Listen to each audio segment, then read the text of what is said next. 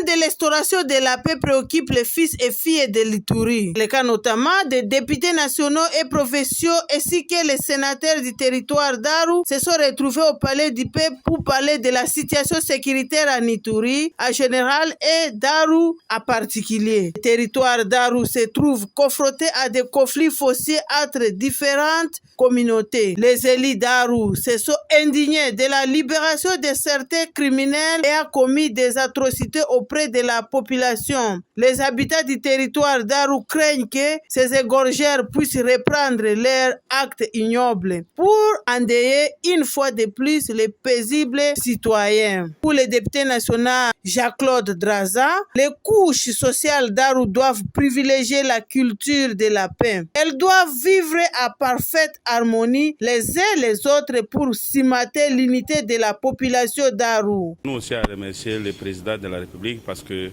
si aujourd'hui nous nous sommes retrouvés avec nos frères députés provinciaux ici à Kinshasa, c'est grâce à son invitation.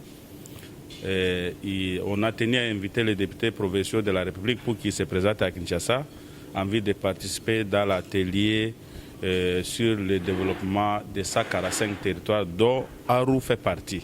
Aru enregistre encore les cas de l'évasion, mais il y a eu des cas de conflits fonciers, des conflits de limites à d'autres termes. Ça a commencé à groupement Ndevu, disons groupement Niaï, où les Ndevu et les Angazi se sont incendiés des maisons. D'ailleurs, le caucus des parlementaires de l'Ituri avait écrit à l'Assemblée nationale pour que l'Assemblée nationale intervienne en faveur des victimes. Nous attendons ça. Je suppose que ça va venir et puis d'ici peu, nous allons aussi aller à Aru ou bien nous allons envoyer une délégation à Aru pour présenter la contribution de l'Assemblée nationale. Mais aujourd'hui, ça se déporte encore dans un autre groupement.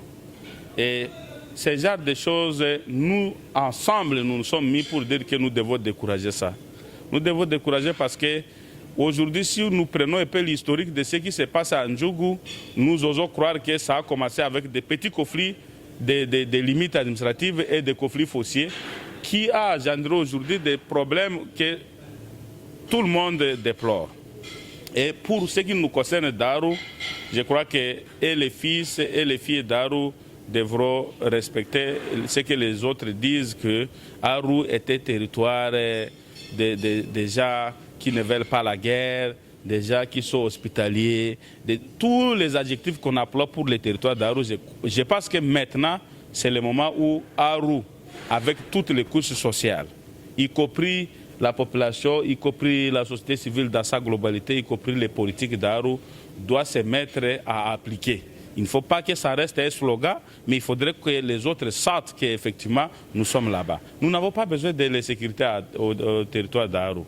Nous n'avons pas besoin de la sécurité. Nous nous battons avec les frères ensemble, les sœurs, pour dire que nous devons lutter contre ça. C'est ainsi pour nous les lieux d'appeler toute la population du territoire d'Aru à rester calme. Au nom de tous les des députés provinciaux ainsi que des sénateurs de l'Ituri pour dire que non, NON, le gouverneur devra s'impliquer pour arrêter cette histoire-là de réaménagement. Parce que ça ne peut pas nous faire évoluer, ça doit créer des conflits, autres conflits. Et nous-mêmes, nous sommes capables de toujours être à côté de notre population pour la sensibiliser, pour dire que halte aux tueries, halte aux incendies, halte au massacre, et puis bravo au développement de notre milieu. La paix est le gage du développement, d'où la population d'Aru doit se souder les coudes pour passer au développement de leur terroir.